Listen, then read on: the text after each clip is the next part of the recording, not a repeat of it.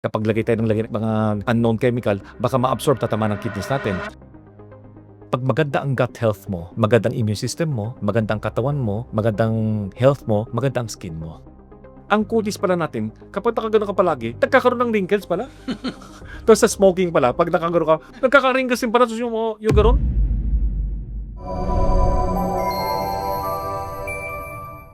Sa mga viewers po namin, konting reminder lang.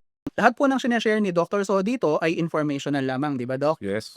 Hindi ito pa yung medical na personalized. Hindi siya equivalent ng nagpakonsulta kayo. So, kung meron ho silang nararamdaman o tingin nila kailangan nila itong gamot na XYZ, kailangan ho magpatingin po kayo sa inyong doktor kasi po sila ang nakakaalam ng inyong medical history at kami nagbibigay ng dagdag kaalaman lamang. Magandang araw mga kababayan! Welcome na naman sa isang episode ng Medico.ph at ngayon pag-uusapan natin ang isang topic na I'm sure marami sa inyo makaka-appreciate. Yan ay ang tinatawag nating anti-aging. Ang pagpapabagal or even pagre-reverse ng aging process na alam naman natin natural dahil kalabaw lang ang tumatanda. So, diretsahan tayo agad. Doc, ano po ba yung mga tips ninyo para sa anti-aging? Coach Lin, sabi mo nga, ito ay natural na proseso sa ating katawan. So, walang makakatigil sa pagtatanda. Pero, pwede nating bagalan ang proseso. Or, minsan-minsan, konting reverse, konting-konti lang. So, number 1, diretsahan na tayo. Number 1, bawal sa araw. Kaya nga palaging mag-sunscreen ka. At least SPF 30 or above. Kasi, ang studies have shown, 80 hanggang 90% of aging natin sa skin due to sun rays. Lalo na sa atin, taga Pilipinas tayo, mayaman tayo sa araw. Yes. Tapos may picture ng isang truck driver, palagi yan nasa araw siya. Yung araw na dito sa kaliwa, yung skin na dito sobrang talagang maraming wrinkles na, sobrang kapal na, dito okay pa. So talagang makikita talaga natin pangit ang sun rays sa ating skin. Ngayon, paano iwasan yan? So, SPF. Pero ang problema, yung mga SPF, minsan-minsan, nakakatakot, di ba? Sabi nga natin, kapag lagay tayo ng mga unknown chemical, baka ma-absorb, tatama ng kidneys natin. So, may zinc. Maganda yun kasi pag may zinc, nakakapag-heal sa skin natin at yung mga ingredient konti lang, then kaka-stop pa ng rays of sun papunta sa ating skin. Okay, number 1. Number 1, araw. Dapat pala, Doc, gayahin natin yung mga Koreano. Palaging nakapayong, di ba? Yun. Kaya maganda skin nila. Tama. Okay. Siyempre, kapag maganda ang yung loob ng katawan, maganda yung kutis mo. So, bawal na tayong mag-smoking, alcohol, at mga processed food, sugar. Iwas sa lahat yon. Bakit? Ang smoking pala ay dumidikit sa collagen, nagiging brittle yung collagen natin, pangit. Tapos, tanda mo, ang smoking, maraming free radicals, nakakasama sa katawan natin, lalabas yun. Papangit ang skin natin, pangit ang regeneration skin natin. Yun ang iwasan natin. Smoking, alcohol, processed food. Drugs, Doc. Siyempre. Definitely, no. Tapos na-mention nyo sa mga hindi nakapanood ng episode natin about collagen, yung collagen filler yan ng balat, di ba? Yes, filler ng balat. So, yun, nasabi ni Coach, yung collagen dapat hydrolyzed. Naglalagay ko yung collagen cream, wag na, sayang. Kasi yung collagen cream, hindi naman na-absorb, so wag na. Mamaya, may papakita natin na mas maganda. Then, yung topic na sa baba, yung pang 9 na yata o pang 10. Ngayon, collagen cream, hindi. Collagen drink, yun ang maganda. Pero kailangan hydrolyzed. Kailangan yung powder na durug-durug pa. Kapag ka-tablet or jelly, baka di ma-absorb. Okay, so hydrolyzed na collagen. Hydrolyzed. Pag ininom mo, Pag ininom mo. ma-absorb. Pero yung topical collagen, pangatlo, siyempre, good food. Okay? Tapos, vegetables, yung mga cruciferous vegetables na napakaganda sa ating health. Maganda rin sa ating gut. Kasi pag maganda ang gut health mo, magandang immune system mo, magandang katawan mo, magandang health mo, magandang skin mo. Doc, yung term na yon medyo uncommon, cruciferous. Na ano po ba itong examples ng gulay na to? Mga broccoli, cabbage, bok choy, very healthy sila. Maganda yung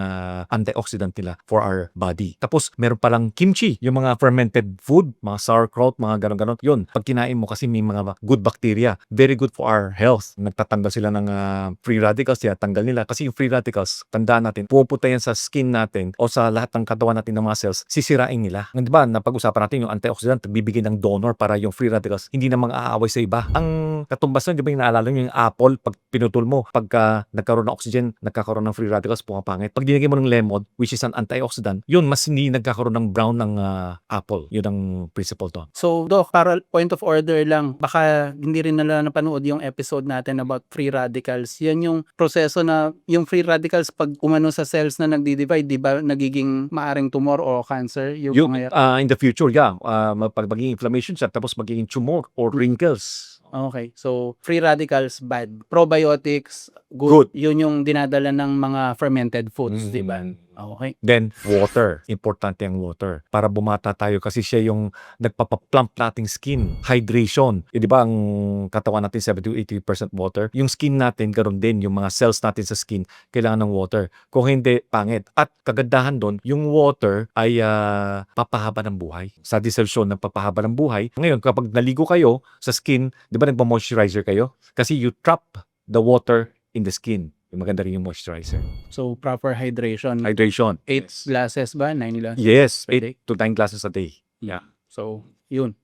Syempre, wag mo namang anuhin ng isang bagsak yung mga yon. Tama. Kasi Torture na yon. tama. Pag ininom mo biglaan, nagkakaroon ka, bumababa yung mga sodium mo, potassium mo, pangit din. Minsan mahihimatay ka or what. Kailangan distributed talaga. Distributed. Next tip, good sleep. Importante yung sleep. Kasi kapag kulang ang tulog mo, pangit yung blood pressure mo, mataas ang cortisol level mo, stress. Tapos yung cortisol, dapat konting cortisol, okay lang. Magbababa ng inflammation. Pero pag parating chronic ang inflammation mo, nako, ang pangit ton. Kaya nga namamaga ang katawan mo, mabilis tumanda ang iyong skin. So, na-mention nyo rin dati, di ba, Doc, dun sa isa nating episode, pag natutulog ang tao, lalo na yung deep sleep, nagre-repair yung katawan. Exactly.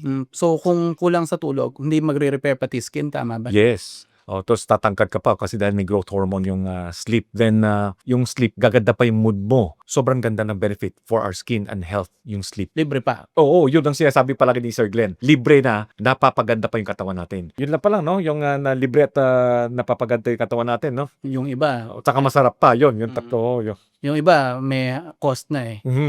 Tapos, exercise. Yun, mag-exercise tayo. Kapag nag-exercise tayo, titibay buto mo. Pag nag-exercise rin tayo, dumadami ang collagen na sa ating katawan. Nag-produce tayo ng collagen sa katawan. Gaganda tayo. At gaganda yung katawan natin, dahil bababa ang BP natin, gaganda yung overall health natin. Tapos, bababa pa rin ang inflammation. Sabi nila kahit sa level ng cells, yung mga telomeres daw humahaba, di ba? Yes. Anong impact nun? So, yun, pag humaba ang telomeres, hahaba ang ating buhay. Okay. So, pati sa gahibla ng pagkatao mo sa cells, maganda ang exercise. So, Yes. huwag nating kakalimutan. Yes. Then, pang 7th natin, bawasan natin ang stress. Ang kutis pala natin, kapag nakagano ka palagi, nagkakaroon ng wrinkles pala.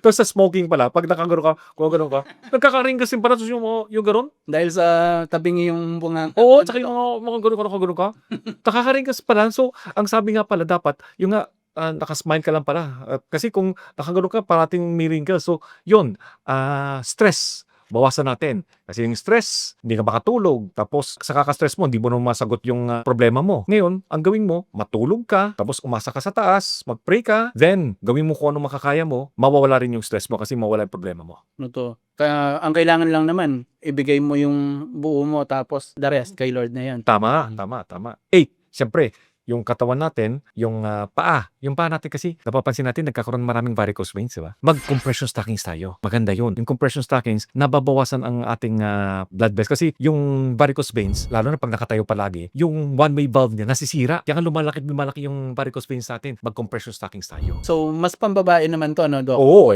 sabi mo nga, 40 years old and above ang mga female na mga customers natin dito eh. So, tayong mga lalaki na gusto magpabata, yan. Pwede ka rin kasi nakapants ka naman eh. So pwede ka mag-stocking sa loob. Medical stockings to, hindi to yung ordinary stockings, yung compression talaga to. Nakapagsuot na ako nung naoperahan ako sa sciatic ko dati, hindi ang saya. Then, number 9, fasting. Fasting. Fasting. Laging tinatanong yan ng commenters natin, Doc. Yes, pag-uusapan natin next time tungkol sa fasting. Ang dami pala ng benefit ng fasting. Isa doon is autophagy. So, kinakain niya yung mga lumang cells natin, tapos magkakaroon tayo ng new cells. So, new skin. Di ba? Yung old skin natin, mawawala. Yun ang kagandahan ng fasting. Tapos yung fasting natin, gaganda ang katawan natin, gaganda yung liver natin, gaganda yung puso natin. Then, at mababawasan pa yung inflammation. Dahil sa fasting, gaganda yung kutis natin. Papayat ka pa. Kanya-kanyang research na lang muna for now sa fasting. Pero may upcoming video kami. Actually, yung isushoot namin ng next dito, about po siya sa fasting, yung benefits niya, kung paano siya gawin ng tama, at paano i-maximize yung effects. And if I'm not mistaken, marami rin ako nababasa sa commenters natin, yung fasting, natural sa religion nila, katulad yung mga nasa relihiyon ng Islam. Yon, pag month yata ng Ramadan, mas ma-fasting sila. Madami daw talagang benefits. So, yun. Then, last, di ba, 9+1. Yung +1 na yon, pumunta tayo sa dermatologist. Derma. Derma. So, magpa-botox tayo. Anong ginagawa ng botox? Kasi yung botox, kasi pag may wrinkles ka, kasi nga muscle contraction eh. Ang ginagawa, pag nag-botox ka, ginagawa niya, sinisira niya yung nerves ng ating muscles. Kaya nga, hindi ka na makapag-contract. Talagang flat na lang yan. So, gaganda ka. Pero after 4 to 6 months, babalik ulit yan. Kaya nga, bawal ka na nakasimangot para hindi na bumalik yung wrinkles mo mabilis. So, pagkaka-botox mo lang, di ba, Doc, bawal ngumiti ba? Pati Wala na, hindi na kaya eh. Kasi pag nakaka-botox mo,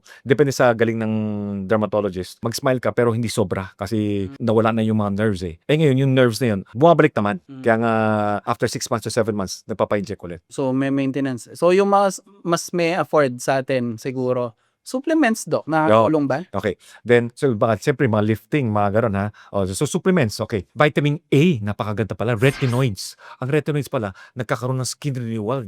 Pero ang problema, huwag namang biglaang, uy, ganda nito, retinoid. Ilalagay mo sa lahat ng katawan. Siyempre, mabibigla ang katawan natin. Konti-konti. At minsan nakakadry ang skin eh. So, konti lang para masana yung skin natin sa retinoid. Then, gaganda ang skin mo. Number 2, collagen. Ang collagen, masabi na nga, yung pag-iinom, kailangan hydrolyze. Pag inom mo, yun ang building block ng ating cells. So maganda yung collagen, hydrolyzed. Number 3, vitamin C. Pagpapahid yung mga vitamin C serum or intake of vitamin C, napakaganda no kasi it supports collagen production and it supports healing. Then marami pa, copper, magnesium, tsaka zinc, maganda siya sa skin at maganda siya sa production of collagen din. At yung copper, maganda pa sa immune system natin. Then yun, highly recommended ba kayo? So, ang dami pala. Dami. Well, kailangan ng konting investment dyan. Pero at least kung mukha ka naman bata palagi, worth it naman yung investment mo. Yes. Any additional tips to close, Doc? Stay happy. Kapag masaya ka, gaganda ka. Okay. Mahirap yung negatibo yung personality mo.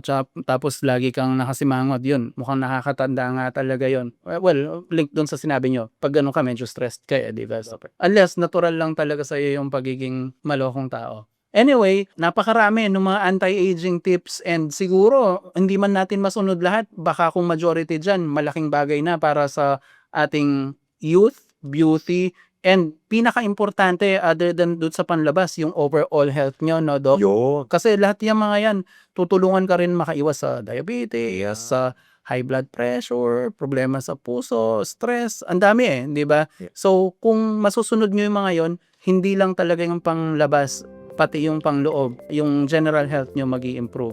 Anyway, this has been Ben, the Managing Director of Medico.ph, and syempre, Dr. Anthony So, always generous with his knowledge about health and ngayon, pati beauty na ng konti, saying, stay happy, stay healthy, and we'll see you sa next episode. Bye-bye!